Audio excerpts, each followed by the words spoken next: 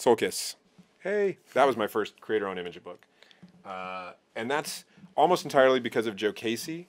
So Joe Casey has had a very good creator-owned image experience. And he was doing a bunch of stuff while we were doing all the Man of Action things. He was always publishing through Image. And one day, it might have been me, it might have been Joe Kelly. One of us was like, but how do you get stuff published there? And he goes, you just give it to Eric and he'll publish it. I'm like, no, that's not how comics companies works. He's like, yeah, that's kind of how it works. He's like, he'll either like it or he won't like it. I was like, I'm going to try this. So I started working on this with Marco Cinello, who's a SpongeBob SquarePants artist. He's pretty amazing. And so I went up to Eric. I'm like, listen, I got this thing. It's kind of about a succubus, and she's got to kill 10 people in 10 days by kissing them. He's like, okay. I was like, okay, what? Do I pitch you? He's like, you just pitched me. That's the book you're going to do, right? I'm like, yeah. It's like, how many issues? I'm like, 5. It's like, okay. When's it coming out? Like, whenever you say. It's like, when's it going to be done? And then it was done, and he put it out. All right. I was like, that seemed impossibly easy, and I got to do my own design, and, nobody read it and said, but you can't do... And I was like, why wasn't I doing this the whole time? Like, why would I work anywhere else ever again? And I don't know that I would. So the book came out in 2009. Did it? Oh, that's the hardcover. It came out as hardcover. separate issues. So when was your first, do you remember when it was released or what year around it was? See, I don't know what year this is. So I'm going to guess, if that book is 2009, I'm going to guess 2007. Okay. But maybe 2008. Wow. Cool. And what other books have you had have come out through Image? What was your next book?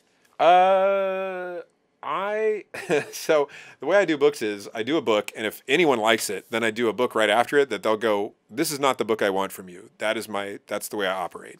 So I'm pretty sure the next book that came out was, so that's like, a dark, people get melted in that book, and there's a lot of cussing and whatever. So then my next book, of course, was for 5 to 7-year-olds, and it was called Frankenstein. And it's a picture book, and it's about a cute, like, Frankenstein monster who doesn't realize that he's a monster.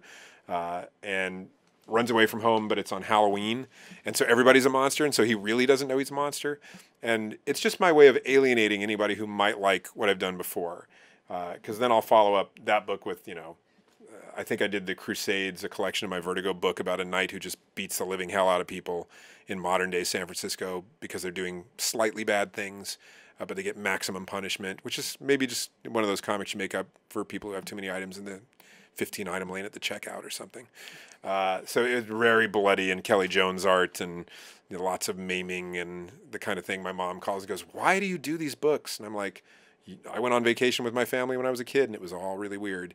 It's coming out now, Mom. And then I'll go do another kid's book. And so I ping back and forth in ways that don't make sense to me or anybody else. It's make sure I can't build an audience. That's my goal. No, I think you kind of want to test different parts of, I do. the world and see what works and what sticks and what doesn't stick. Yeah, I learned very early on, it was kind of when I was doing X-Men, I thought, oh, I don't want to do 20 years on a comic book, the same comic book. I want to do a story and get out and then do some totally different story.